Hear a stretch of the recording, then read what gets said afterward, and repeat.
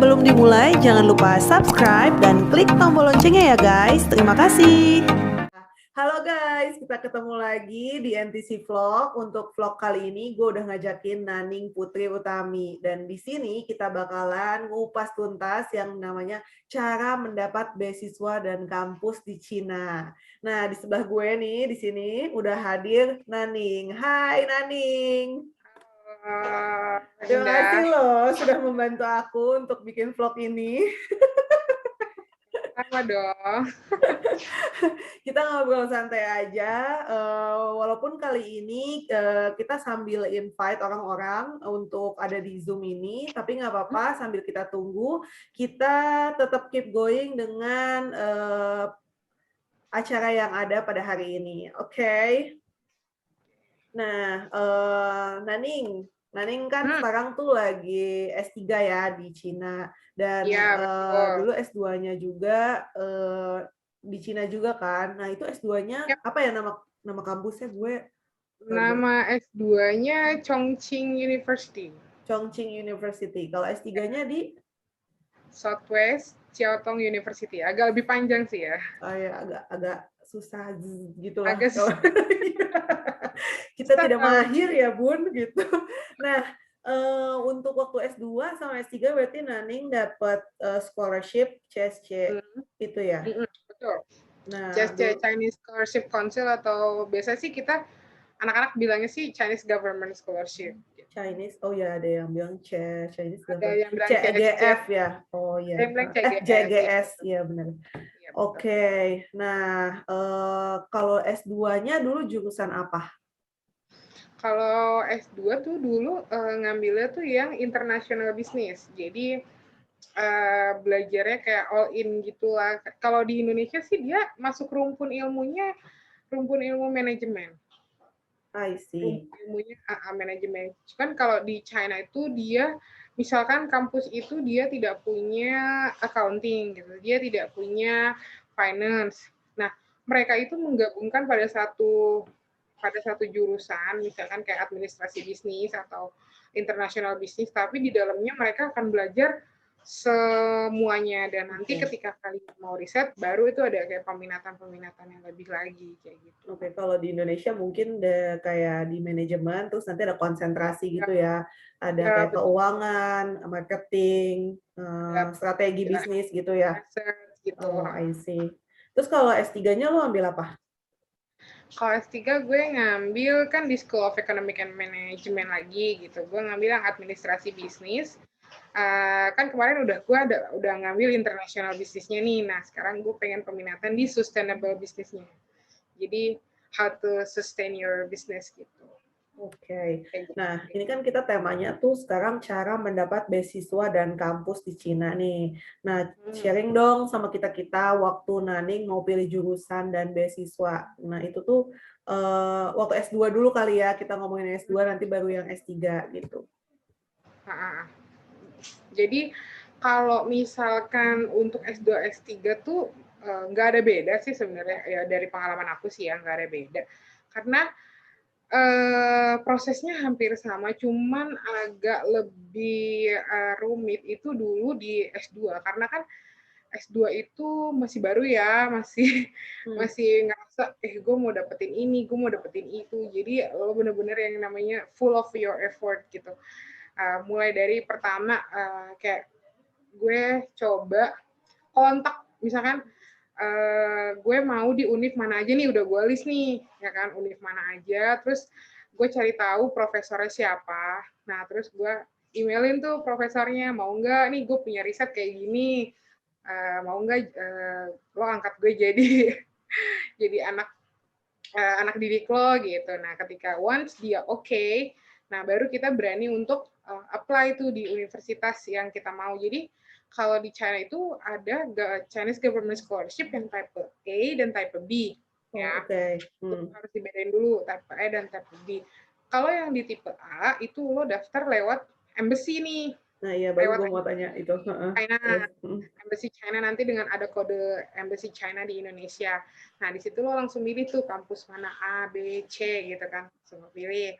Tapi kalau di type B, lo itu harus daftar satu-satu nih. Lo udah ke webnya, terus lo milih nih mau, misalkan gue mau di Nanjing University, terus mau di Tsinghua misalkan, terus misalnya satu lagi di Peking. Nah, ketika lo habis selesai daftar 3 itu, ya kan lo dapat formnya nih. Nah, lo harus daftar lagi ke Kampus ya? Oke. website univnya gitu. Nah, lo follow up-nya di website univ itu. Lo apakah lo menjadi shortlisted atau lo udah menjadi awardee atau apa. Nah, lo lihatnya dari web si kampusnya itu. Nah, kalau yang embassy, lo ngelihatnya dari yang website CSC dan follow up terus lewat email lo kalau ada yang mau masuk dari embassy. Kayak gitu. Oke. Ini Sama. emang kalau S2 lu tetap approach profesornya juga ya? Kalau misalkan untuk univ-univ besar gitu ya, pengalaman gue tuh univ-univ besar kayak misalkan Tetap. Contoh waktu itu gue Fudan sama Nanjing itu gue harus follow up ke profesornya. Tapi ada beberapa univ besar juga kayak misalkan Chongqing University juga lumayan bagus gitu kan, top 30 di sana. Itu gini, ketika lo nggak tahu nih, kayak gue ke Chongqing, gue nggak tahu gue mau pilih siapa di Chongqing. Jadi gue hanya apply waktu itu di sana. Nah, nanti ketika dosen itu melihat, oh ini anak potensial nih, dari studi plan-nya bagus, kemudian ngelihat lagi track record-nya bagus, dari nilai dan sebagainya, rekomendasi skill-nya. Nah, profesor itu akan ngambil lo. Nah, akan ngambil lo nih. Nah, tantangannya adalah ketika lo masuk, pilihannya dua. Lo berargumentasi lo mau menjalankan riset lo atau lo follow Mau your ikutin. supervisor Oke. research. Nah, kalau misalkan gue akuntansi gitu, terus profesor gue di marketing, gue kan nggak mungkin follow dia. Nah, gue harus punya argumen Kenapa untuk mau bilang ngerjain gue riset itu? bukan di marketing kayak gitu. Oke, Ya, jadi jadi itu ibaratnya kayak curi start gitu ya, buat ya betul. follow up ke profesornya gitu. Iya, tapi itu juga nggak menjamin lo Kita bisa dapat dapat. CSI-nya. Nah, jadi lo walaupun udah punya profesor, itu nggak menjamin sama sekali lo bisa dapat CSI-nya. Gitu. Oke. Nah, tapi sebelumnya, tadi kan gue belum, mungkin orang-orang belum tahu S1-nya dulu, lo manajemen, iya nggak sih? Gue S1 akuntansi. Oh iya, salah gue ingetnya manajemen. Terus, apa namanya, akuntansi di Unggul. Esa Unggul, padahal itu Iya. kampusnya deket rumah gue. Oke, di Esa Unggul. Jadi S1-nya akuntansi, S2-nya bisnis internasional gitu kan. Tapi Iya, S3-nya sustainable business. oke. Nah, sebelum ke syarat-syarat beasiswa berikutnya, gue mau nanya dulu, kenapa Cina? Kenapa Cina? Why Cina? Ya, bukan bukan alasan klasik ya yang menuntut lahimu sampai ke negeri Cina, bukan ya. gue nggak mungkin menulis itu di studi plan gue. Ya kan. Gue waktu itu bilang China sebagai negara dengan ekonomi terbesar nomor 2 dan akan menjadi negara dengan ekonomi terbesar nomor 1 di tahun 2024, ya kan. Nah, ketika mereka melakukan ekspansi investasi besar-besaran ke seluruh negara dengan programnya mereka One Belt One Road gitu, sangat tidak mustahil gitu kan bagi kita orang-orang luar China akan mendapatkan advantage. Gue bilang akan mendapatkan advantage misalkan dari segi bahasa gitu, gue bakalan bisa apa ya namanya, bekerja sama dengan China. Gue bilang gitu, gue bisa bekerja sama dengan China dalam hal investasi, dalam hal edukasi dan sebagainya. Gue tulis studi plan gue kayak gitu, gue terangin. Nah, terus gue bilang gue bisa membuka jalur bilateral juga gitu kan ketika gue misalkan melakukan, gue bilang gue bisa melakukan aktivitas bisnis di luar aktivitas akademis, gue bilang kayak gitu. Terus, dan gue di situ gue tanamin, gue bilang, dan gue percaya gitu, dan gue percaya seiring dengan berkembangnya China, diri gue pasti juga akan berkembang, baik secara koneksi bisnis maupun secara koneksi edukasi. Gue tulis kayak gitu sih di studi plan gue. Oke, itu di study plan-nya. Nah, Iya.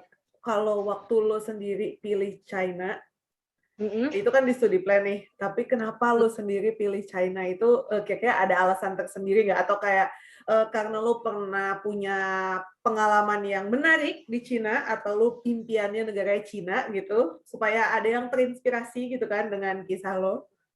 Hmm? Iya.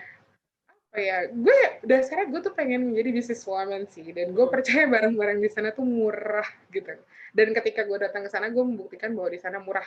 Iya. Tuh. Oke. Jadi gue bisa menjalankan apa yang gue mau kan. Jadi gini, gue harus tahu juga gitu kan. Gue bukan hanya mau kuliah, tapi gue mau tahu apa yang gue Explore ya suka. gitu. Ya, gue harus bisa upgrade diri gue. Jangan cuma secara akademis lo upgrade, tapi secara diri lo downgrade gitu ya misalkan. Tapi gue bukan apa ya bilangnya, bukan bilang lo upgrade akademis aja itu buruk, bukan. Maksudnya itu juga baik. That's your way lah gitu ya. That's your way gitu. Kalau misalkan lo mau upgrade diri lo yang berupa bisnis ya itu oke. Dan banyak masyarakat lagi mahasiswa Indonesia yang di China tuh juga melakukan hal sama kayak gue gitu kan, kayak kita ekspor impor dan sebagainya kayak gitu. Tuh secara kayak misalnya soft skill, tapi secara knowledge, secara akademik gue suka sih misalnya cara pembelajaran di China kayak gimana, cara mereka memberikan perspektif bisnis, karena gue ekonomis ya, memberikan perspektif bisnis, cara mereka mengajarkan kita how to negotiate dan lain-lain. Itu sih kalau berdasarkan pengalaman gue ya. Tapi karena gue sebelumnya pernah S1, gue pernah dapat kesempatan untuk studi ke Nanjing, Sichuan di daerah Nanjing. Nah, di situ gue bisa melihat lah, misalnya bagaimana mereka cara berdagang dan lain-lain. Akhirnya gue memutuskan untuk S2, S3 kayaknya seru ya gue di sana gitu. Selagi gue upgrade akademis gue juga bisa upgrade bisnis dan entrepreneur gue. Peluang-peluang lainnya gitu ya. Peluang lainnya kayak gitu. Jadi buat teman-teman yang mau ke China, mungkin yang mau ikutin Naning buat belajar ekspor impor langsung dari si empunya barang yang murah-murah itu, atau mau masukin dari barang dari Indonesia ke China, mau tukeran dari China ke Indonesia atau ke negara lainnya, itu mungkin banget dilakuin waktu lo semua kuliah di sana gitu ya. Banyak emang anak-anak Indonesia yang menjalankan itu. Nggak cuma Indonesia kali ya, anak-anak yang studi di sana ya. Iya, betul-betul. Lumayan bagus ya. Dari Vietnam gitu juga mereka suka kayak ambil barang gitu. Kadang waktu itu ambil raket bisa sampai 1 kontainer gitu kan. Which gue nggak tahu bisnis apa yang mereka lakukan, tapi mereka import barang kayak gitu. Oke, menarik sekali ya. Nah sebelum lu pilih, kan negaranya udah tahu nih ya gitu. Nah, kira-kira menurut lu tuh pilih jurusan dulu atau beasiswanya dulu? Gimana? Kira-kira mendingan kita pilih jurusannya dulu atau pilih beasiswanya dulu? Nah, kalau di China itu kan setiap kampus itu untuk mendapatkan slot-slot beasiswa itu kayak apa ya, ada waktunya gitu. Misalkan dari Chinese government bilang, oh tahun ini jatah buat Chongqing 10 orang, oh tahun ini misalkan kayak gitu ya. Mereka tuh ada kayak misalkan tahun ini dapat atau enggak dapat apa. Itu sih yang gue tadi profesor gue ya ketika gue S2. Jadi baiknya adalah lo cek dulu nih di website CSI, apakah kampus tujuan lo tuh ada terlist di situ untuk mendapatkan pendanaan dari CSI. Nah, ketika lo udah setuju nih kampusnya ini, lo cari itu jurusan lo apa gitu. Atau lo bisa juga cari dari jurusan yang lo mau. Oh, ternyata jurusan yang gue mau adanya di kampus ini kayak gitu. Oke. Jadi lo harus lihat lagi ke website CSI-nya. Jadi percuma kalau misalkan gue mau di kampus A, ternyata di kampus A itu nggak ada jurusannya. Tahun ini sedang tidak ada pendanaan dari CSI. Oke, benar.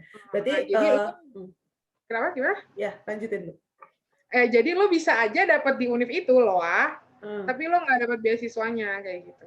Oke, jadi mungkin kalau ada yang bingung, kalau kita ambil beasiswa di luar negeri, mungkin khususnya China, ini gue butuh konfirmasi ya. Biasanya kan kalau beasiswa di luar negeri itu ada dari kampus, ada dari government-nya gitu kan. Betul. Dari government-nya itu kalau di China ada CSC tersebut. Nah, terus kalau dari kampus mungkin kita bisa baca di website kampusnya lagi setiap kampus. Iya, betul. Oke. Nah, karena tiap kampus, gue boleh bilang nggak? Karena tiap kampus tuh pasti menawarkan banyak beasiswa kan, apalagi kampus-kampus besar. Tapi yang pasti ada adalah namanya beasiswa President Scholarship. President Scholarship itu pasti setiap kampus ada. Oke. Nah, itu nanti ada lagi yang namanya SINO, beasiswa SINO tuh kerja sama bilateral antar negara, kemudian double degree, kemudian pokoknya banyak, kalian cek aja di univ yang kalian mau. Tapi kalau namanya President Scholarship itu pasti ada di tiap kampus. Tapi nominalnya lebih kecil Daripada si CSC ini. CSC gitu. Tahu aja Anda yang lebih gede ya. Nah, terus jadinya kalau misalkan kalian mau, mungkin gue bisa kasih tips gitu, kalau yang buat mau daftar beasiswa ke China, berarti kan ada peluangnya dari pemerintah yaitu CSC. Nah, baiknya mungkin kalau udah tahu jurusannya, kalian bisa cek dari websitenya CSC dulu gitu. Nah, kalian lihat jurusan mana yang ada di kampus-kampus yang di kampus-kampus yang ada di Cina gitu. Tapi kalau misalkan kalian belum tahu mau jurusan apa, mendingan explore dulu ke jurusan-jurusannya, baru kalau CSC kan baru lihat slotnya ada atau enggak gitu kali ya. Jadi biar nggak bingung jurusan dulu atau beasiswanya dulu gitu. Kalau ini kalau mau pilih CSC. Tapi kalau misalkan kalian mau pilih sesuai di kampus tersebut yang misalkan slotnya nggak ada di CSC, berarti kalian bisa ambil beasiswa yang ada di kampus tersebut yang kata Naning lebih kecil dapetnya Bun gitu. Jadi tolong diperhitungkan cukup atau enggak gitu kan selama hidup di sana gitu. Nah, makin menarik nih ya. Nah, waktu pilih jurusan di kampus di Cina, kita tuh harus apa sih yang perlu diperhatikan gitu? Atau ada kekasan lain nggak sih kalau kampus di Cina itu mungkin ada bedanya atau sama aja gitu waktu kita pilih jurusan? Pilih jurusan. Kalau misalkan pilih jurusan itu kan karena kebanyakan kampus di sana tuh masih menyediakan yang in Chinese ya. In Chinese itu berarti kalian harus belajar bahasa Mandarin dulu gitu.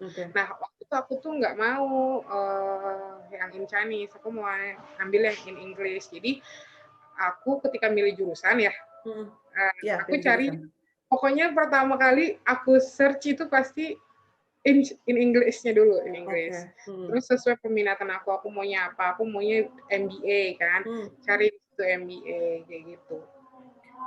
Kayak gitu aja sih, gampang kok. Yang penting dilihat dulu ya gitu. Ada yang pakai bahasa China, Mandarin. Should I screen share my? Oh ya, sure. Sebentar. Oke. Sebentar. Oke, silakan. Ini mau lihat ininya kan, Beb?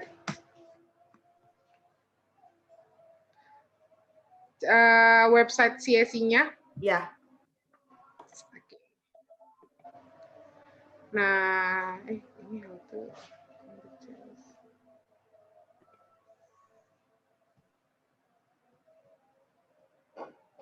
Wait ya, Beb.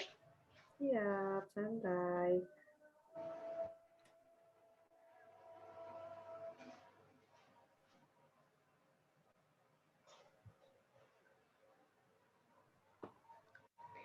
Ini mana ya screen share? Bisa nggak? Bisa. Here. Nah, kayak gini, Beb. Apakah sudah muncul? Yap, sudah. Nah,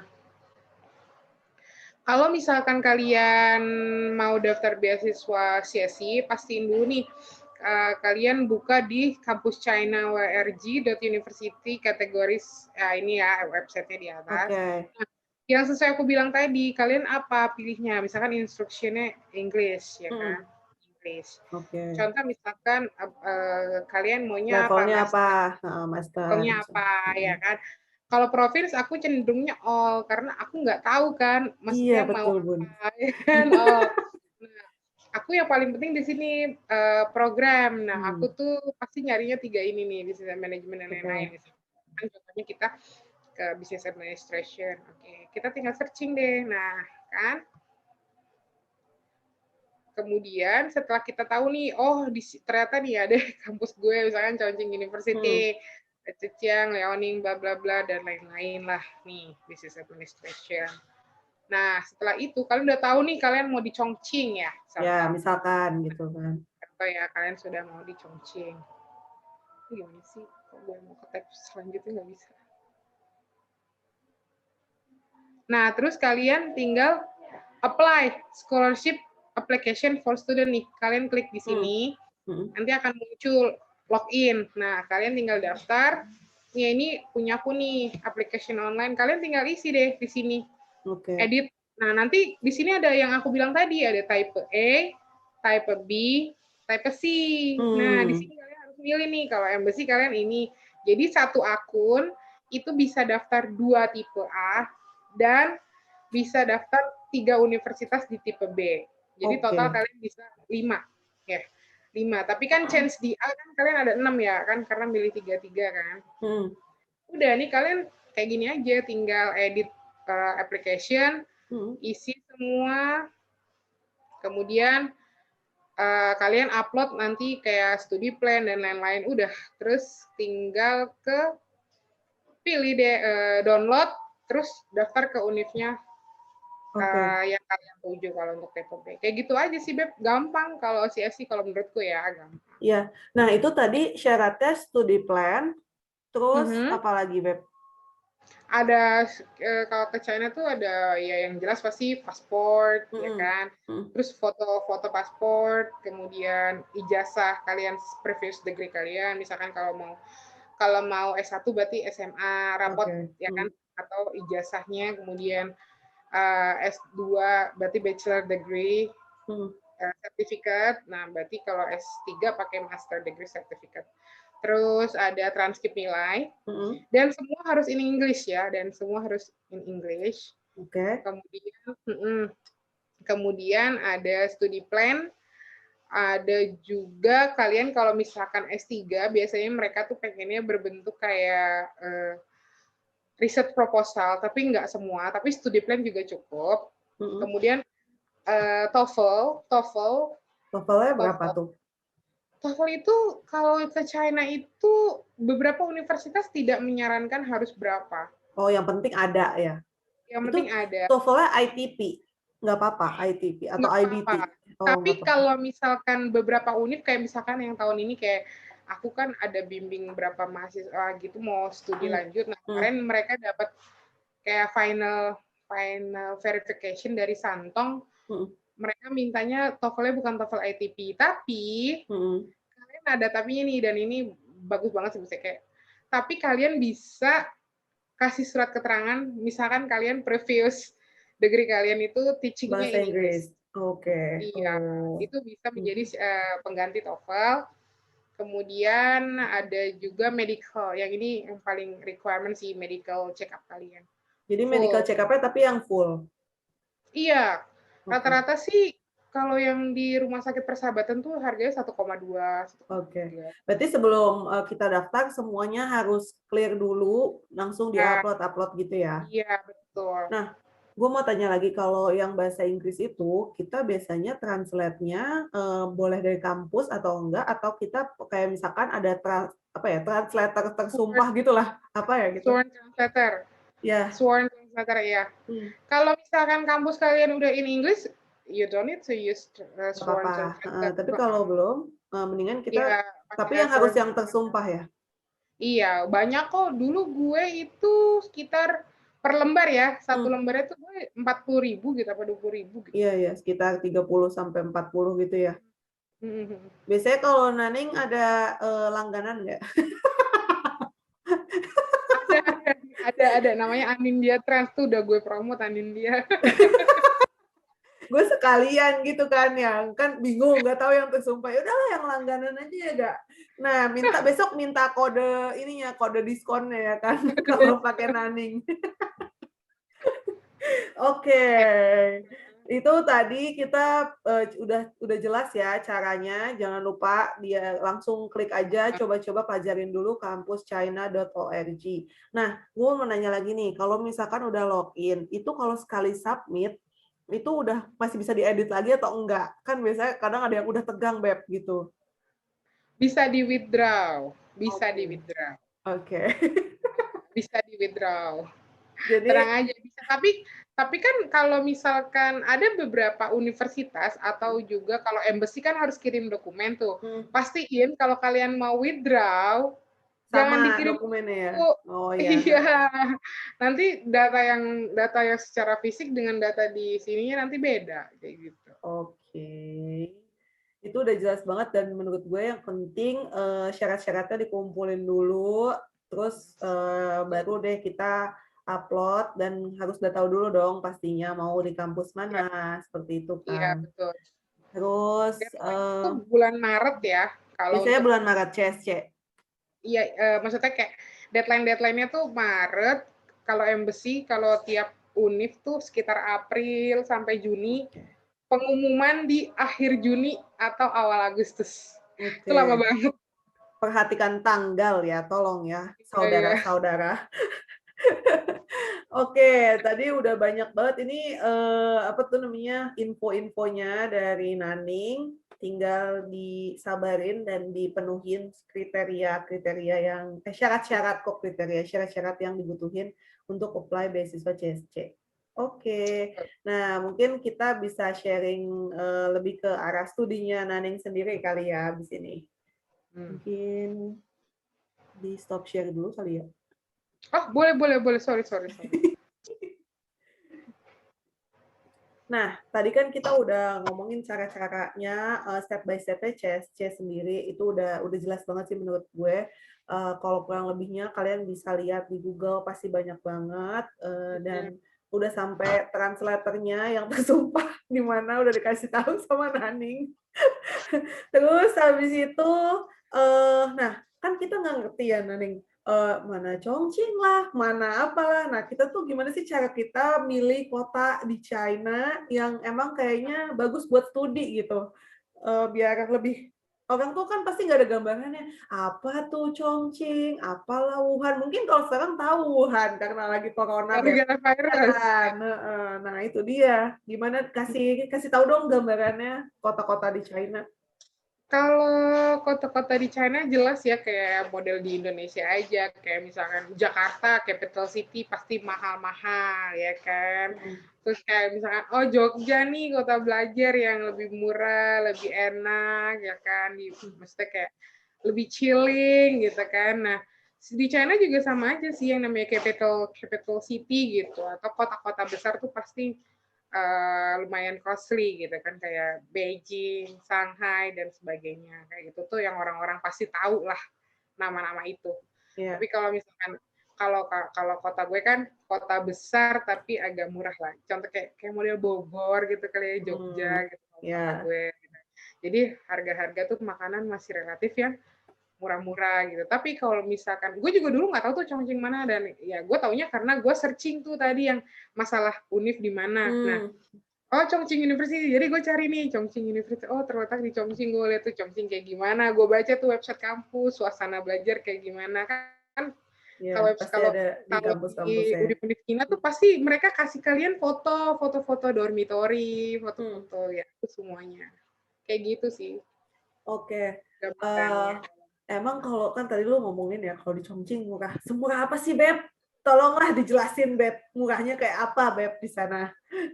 Murah banget beb, murah banget beb. Makan itu ya kalau porsi besar banget tuh paling harganya cuma 24.000 gitu dan itu bisa 2 kali makan gitu. Wow. Terus kayak naik bis gitu. Hmm. Naik bis tuh paling cuma 1,5 kue atau 3.000 naik bis. Naik bis Hmm. Sama lah ya terus sama di sini ya. Kalau naik bis gitu, naik angkot 3.000 di Bogor. iya jauh dekat ya kan. Iya, jauh dekat 3.000, Beb. Kalau naik kereta cepat kan kalau apa sih kayak MRT lah, Hmm. MRT. Hmm. MRT di sana juga ada MRT. MRT-nya juga murah gitu kan. Paling mahal sih selama gue di Chongqing itu yang dari ujung ke ujung banget tuh jauh tuh paling cuma 20.000. Saya Oke. kalau deket itu paling cuma 7.000, 8.000 kayak gitu. Terus untuk kebutuhan, Hmm. kebutuhan itu di sana tuh murah-murah.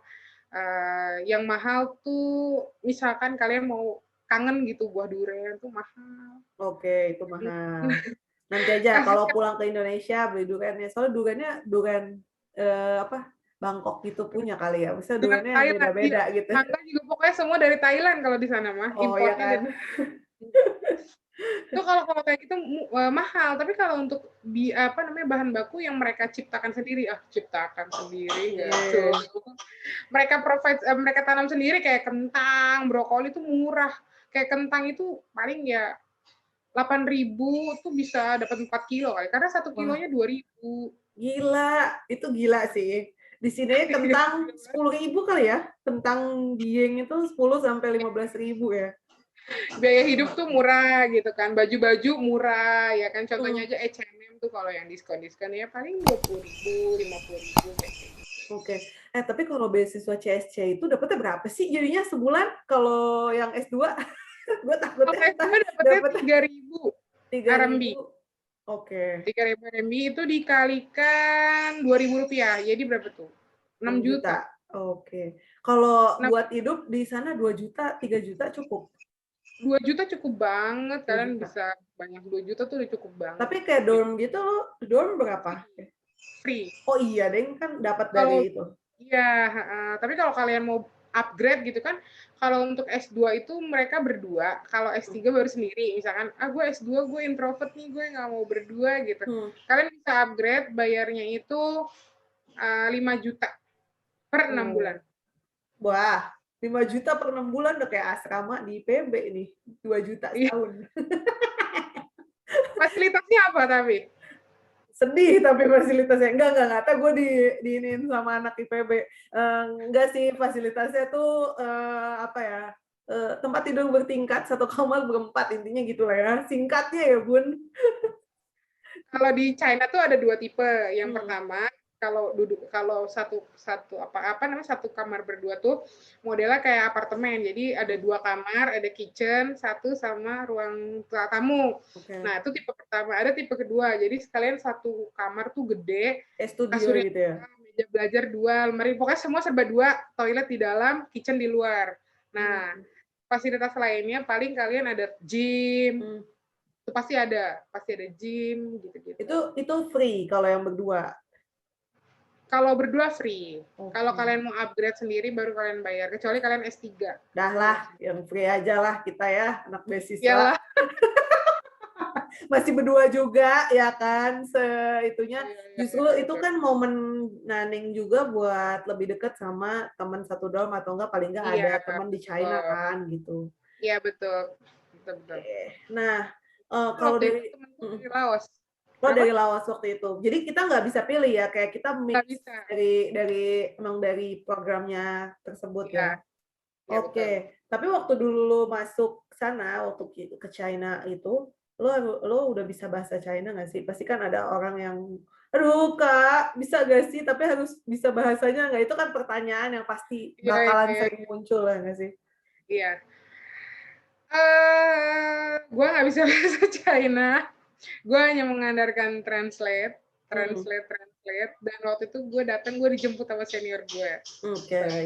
The power of kenal-kenalan. Pokoknya yang itu SKSD aja dulu ya, Beb. Kenalan aja dulu gitu sebelum datang pokoknya. Oke. Atau kalian pakai bahasa tubuh. Paling nggak kalian tahu kalian mau kuliah di mana. Misalkan kalian mau taksi, ya kan? Terus kalian tinggal bilang aja kan pakai Google Translate mau kemana gitu kan. Misalkan kayak gue waktu itu udah tahu nih nama kampus gue, Chongqing Taswe, pokoknya Chongqing Taswe di kepala gue. Gue setiap ngomong sama orang, gue bilang Chongqing Taswe gitu. Oh, oke gitu. Itu udah paham gitu, karena ada orang waktu itu kayak adik kelas gue yang waktu pengalaman gue ngurusin, kan kebetulan gue di sana International Student Union, jadi gue adalah bagian dari pengurus organisasi internasional di kampus gue. Pokoknya yang mahasiswa internasional mau datang ke sini, ke China gitu ya.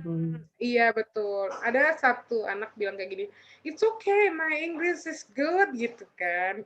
Jangan salah Anda, di China most people can speak English. English, oke. Jadi don't worry lah ya. No, I said it. Most people cannot. Oh, cannot. Oh, iya. Tapi orang di sana ramah-ramah nggak sih? Mau bantu? Ramah. Kalau untuk ramah sih gue akuin di sana sih ramah ya. Pengalaman gue di Nanjing, pengalaman gue di Chongqing, di Chengdu tuh ramah-ramah di sana. Hmm. Cuman mereka akan sedikit kayak gimana ya, bukan bukan menolak, tapi mereka takut karena mereka nggak bisa bahasa Inggris gitu. Kayak misalkan gue bilang, Hmm. "Excuse me, ah, Oh, help," langsung gitu gitu-gitu. ya. Nggak bisa gitu kan. Iya. Bahkan kayak McDonald aja kan kita kalau misalkan kita mau, di sini yang beli McDonald kita Hmm. tinggal bilang, "Mbak, beli es krim," gitu. Hmm. "Mbak, beli es krim," gitu, McFlurry gitu. Kok di sana nggak semua ada namanya, kayak McDonald kan My Tang Lao. Beda Nah, ya. beda, itu ada namanya gitu. Waktu itu gue mau beli es krim, gue nggak tahu dong bahasa Mandarin es krim apa, ya kan? Hah. Gue gini dong, Si ngaco sih emang. Nggak apa-apa lah, Bun. Yang penting itu ilmu bertahan ya, Bun. ilmu bertahan hidup yang penting kalian tuh harus kreatif di sana. Tuh Oke. kayak gitu sih. Itu sampai Culture shock-nya kayak es gitu. krim es krimnya beda ya bahasanya. Iya betul. Oke. Nah, tapi kalau misalkan lu suggest gak sih, boleh nggak sih lu suggest ke teman-teman kalau mau pilih, misalkan pilih kampus atau pilih daerah gitu yang kira-kira culture-nya tuh enak lah gitu buat studi. Kira-kira di mana? Culture untuk apa? Culture dari daerah di wilayah di China sama misalkan kampus mana yang lu suggest buat dimasukin buat orang studi di sana gitu. Ada nggak suggest tersendiri? Kalau saja sih pasti gue men-suggest adalah kampus-kampus besar. Hmm. Jelas, karena programnya akan lebih banyak, Hmm. mahasiswa internasional lebih banyak, kemudian banyak program degree, misalkan join degree, atau kalian bisa menjadi teaching assistant, itu peluangnya sangat lebih besar. Dan acara-acara conference itu banyak di kampus besar. Tapi misalkan kalian nggak bisa, ya it's okay gitu kan. Being a big fish in the small Iya, iya. pool itu juga nggak apa-apa gitu kan. Itu gue juga tidak melarang itu gitu, itu pun nggak apa-apa. Kalau untuk misalkan orang yang kayaknya gue butuh banyak anak Indonesia gitu ya, kalian bisa cari-cari ke univ-univ yang banyak diminati orang Indonesia. Misalkan kayak di Wuhan, itu banyak orang Indonesia, di Oh, Guangzhou, di Nanjing, itu banyak. Terus univ-univnya besar kayak Wuhan University atau Huachong atau Sichuan tuh banyak orang Indonesia, Zhejiang dan lain-lain gitu. Kalau misalkan kalian tipe-tipe orang yang gue maunya banyak anak banyak Indo kumpul sama gitu orang Indonesia gitu ya. gitu. Tapi kalau kalian mau eksperimen ya misalkan kayak gue nih sekarang, Hmm. gue hanya satu orang di angkatan gue anak Indonesia gitu. Tuh, Jadi jadi balik pilihan lagi ya ke mau kalian. gaulnya sama teman satu Enggak, bukan negara. gue nggak bilang mau gaulnya ya, maksudnya Enggak, kayak gue maunya enggak ada maksudnya banyak anak Indo. ya kan kalau belajar ya belajar, tapi kan pasti di Iya, iya. kehidupan sosial pasti kan ada yang butuh nih. Kalau introvert kan ya udah gitu kan. Gue pengennya ya my life gitu, my way gitu. Tapi kan ada orang yang butuh bersosialisasi dan mungkin Iya. agak bingung juga gitu cara bersosialisasinya di sana. Nah, sekarang kalau waktu itu study plan lo waktu S3 di China itu gimana? Ceritain dong. Ya, jadi study plan gue bikin study plan ke China yang untuk S3 nih, sebenarnya gue tadinya bingung nih, gue kan pengennya riset proposal aja cukup, katanya, Hmm. tapi gue setelah gue konsultasi, gue juga konsultasi kan Hmm. dengan banyak orang, kata dia, ya sudah, apa namanya, studi plan aja gitu. Oke, gue bikin studi plan. Nah, jadi waktu gue udah bikin studi plan, itu gue ngeliat kayak beberapa kampus tuh mereka mensyaratkan how to make your study plan. Mereka ada yang minta keterangan background keluarga lo, tapi ada juga kampus yang membebaskan gitu. Jadi waktu itu gue bikin 2 macam study plan. Oke. Jadi satu studi plan yang benar-benar yang umum, kemudian yang kedua adalah gue mengikuti prosedur mereka, kayak yang gue bilang tadi harus jelasin gue tuh berasal dari Kayak keluarga yang motivation seperti letter ya. iya itu gue harus menjelaskan juga gue dari keluarga apa, orang tua gue pekerjaannya apa gitu. Tuh mereka mensyaratkan itu. Tetapi kalau secara umumnya itu kan enggak. Nah, untuk S3 itu gue sangat menyarankan atau mungkin untuk S2 ya. Kalau waktu S2 tuh dulu gue berpikirnya sangat industrialis, kayak gue ingin menerapkan Bukan cuan kan? Cuan, cuan, cuan. Terus, cuan is life, no, gitu. iya. No cuan no life gitu. Enggak, gue gue sangat menjelaskan industrialis, maksudnya kayak how to connect your academic with industrial. Jadi kayak gue akan mendapatkan banyak ilmu di China dan gue akan menerapkannya pada industri di Indonesia. Jadi gue bisa membuild kayak small business, small enterprise to the like unicorn or huge business. Gue berbicara itu waktu S2. Okay. Nah, ketika gue S3, gue lebih ke gue akan menjadi dosen nih. Gue bilang gitu, gue I want to be a lecturer, I want to be a scientist gitu kan. Bilang di terus jadi S3 ini sangat penting bagiku. Untuk beasiswa proses ini pendidikan pun ya gue bilang kayak gitu. Jadi gue tidak yang berpikir sangat besar di S3 justru gue berpikir lebih sangat kecil. Gue bilang jadi S3 ini sangat penting bagi saya untuk menunjang karir saya sebagai dosen dan peneliti gitu. Karena saya tahu gitu perkembangan ekonomi Cina baik. Jadi saya ingin mendapatkan ilmu itu untuk saya bagikan kepada anak-anak murid saya. Sangat simpel di S3 gue kayak gitu. Jadi ada perbedaan nih. Udah lebih mengerucut ya, jadi nggak yang background besarnya lagi, tapi udah mengerucut. Iya itu gue juga waktu itu pernah, maksudnya gue belajar itu dari Pamade Andi. Tahu Pamade Andi kan? Nah gue bilang kita selama S1 kita berpikir sangat besar gitu. S2 berpikir juga besar tapi akan lebih kecil dari S2. Nah, ketika S3 gue mempersempit itu lagi. Gue sangat mempersempit itu gitu. Dan ya mereka mungkin caranya seperti itu dan benar aja. Misalnya ketika gue ketemu SPV di sana, karena SPV yang akan memilih, oh ini anak cocok nih, potensial. Ini anak cocok gitu. Nah, mereka melihat mereka akan melihat potensial atau enggak kayak gitu. Dan setiap profesor mereka punya spesifik research gitu. Jadi kalian jangan khawatir kalau S2 S3 mereka cari yang benar-benar spesifik, tujuan jelas kalian kayak gitu. Oke.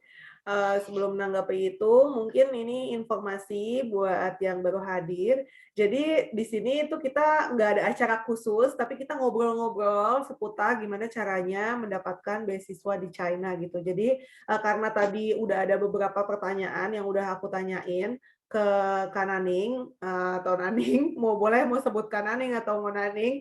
Nah, mungkin kalian masih ada yang mau ditanyain atau ya namanya baru join, mau ditanyakan boleh, itu terbuka banget sambil aku sambil ngulas juga pertanyaan-pertanyaan lainnya yang mungkin akan muncul di teman-teman yang nanti akan di-share di YouTube gitu. Jadi kalau Irma atau ya mau ada tanya gitu, boleh langsung nanti dipersilakan tinggal chat di kolom Zoom-nya, nanti aku persilakan buat tanya sama Kananing mumpung waktunya kita masih berlanjut gitu.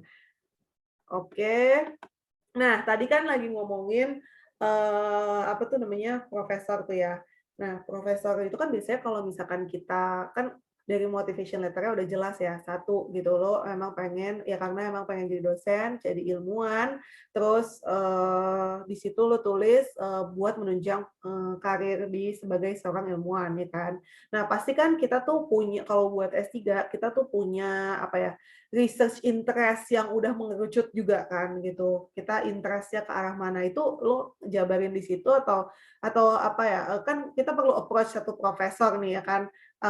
Ya paling nggak kan emang harusnya punya modal satu profesor yang akan meng-approve ya nggak sih kalau gue baca meng-approve beasiswa lo nantinya gitu kayak lo oke nih di gue bakalan ambil nih si Naning sebagai murid gue gitu. Iya nggak sih kayak gitu?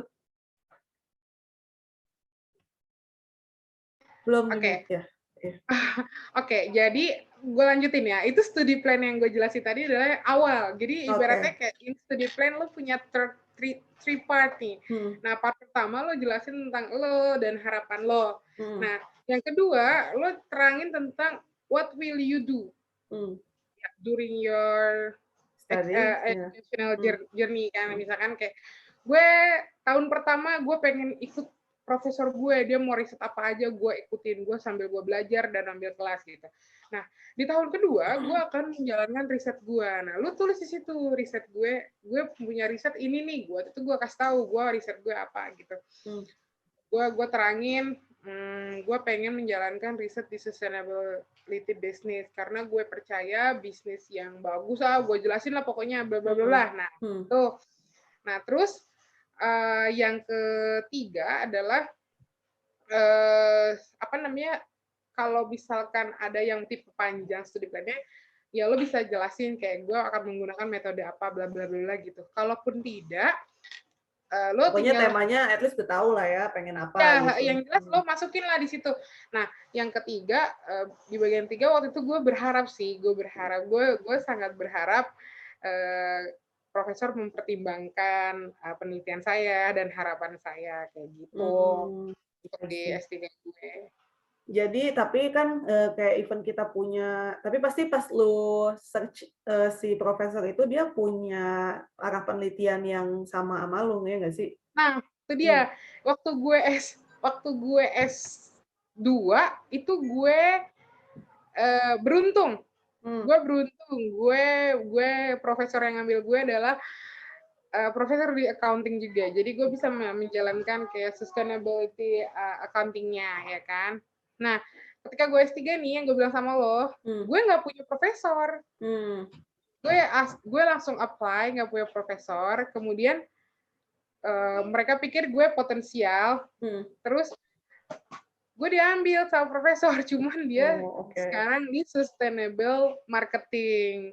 Jadi gue di sini harus sering berargumentasi gitu. Jadi kalau lo nggak punya profesor tujuan, ya it's okay. Kalau ya nggak apa-apa juga. Kalau emang studi plan lo bagus, pasti lo diambil ya. Bukan berarti studi plan gue bagus juga sih, maksudnya.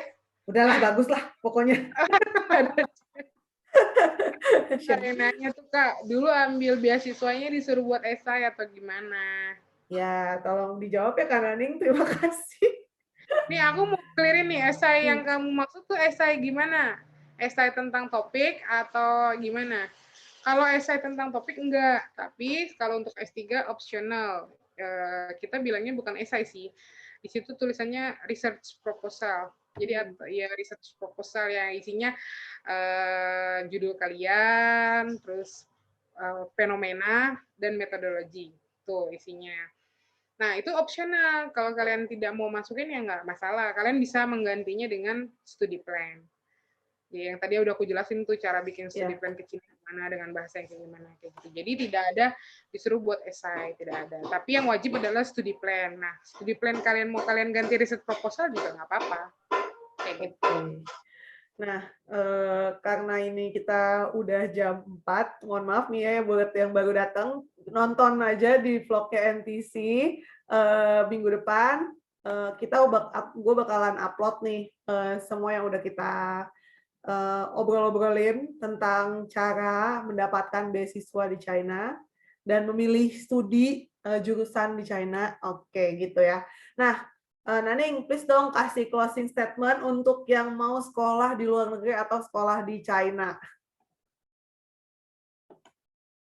Apa ya, closing statement gue selalu percaya sih, maksudnya kayak keterbatasan itu cuma ada di pikiran kita, ya kan. The only limited is your mind, gitu. Gue tuh selalu percaya itu. Jadi gue dulu selalu usaha gitu, karena gue merasa, gue bukan orang yang mendapatkan privilege gitu.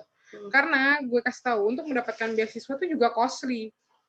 Dalam ngirim dokumen, medical check up, dan lain-lain itu tuh costly gitu. Jadi, lo harus berusaha bekerja banget gitu untuk menutup apa yang tidak lo punya gitu, privilege itu. Misalkan kumpulin dulu dananya untuk medcheck dan sebagainya gitu. Nah, kemudian the only limited is your mind itu adalah ketika lo mau apply beasiswa, pasti lo ngerasa aduh kok susah ya, aduh kok ini kok ribet ya, gini, tanya gitu, tanya ke siapapun, ke senior kalian, atau misalkan ke saya, atau yang kalian rasa, oh ini kayaknya bisa ditanya, tanya, kemudian lakuin, karena kalau nggak kayak gitu akan stuck di situ. Kayak dulu gue sampai mendekati deadline tuh gue baru maksudnya baru upload gitu, karena gue ngerasa kayaknya gue nggak cocok deh gitu. Hilangin itu dulu, hilangin keterbatasan di pikiran kalian, hilangin pesimis kalian gitu. Terus yang kedua, pasti semua orang punya change yang sama asal kalian mau gitu. terus banyak berusaha, banyak berdoa, dan ya SKSD sama profesor juga nggak apa-apa. Emailin aja dulu tuh gue, email profesor tuh ada kali 40 ya, banyak universitas gitu. Gigih ya, Bun. Ya karena gue ngerasa gue nggak punya privilege gitu ya kan, gue kan dari kampus swasta nih ya kan.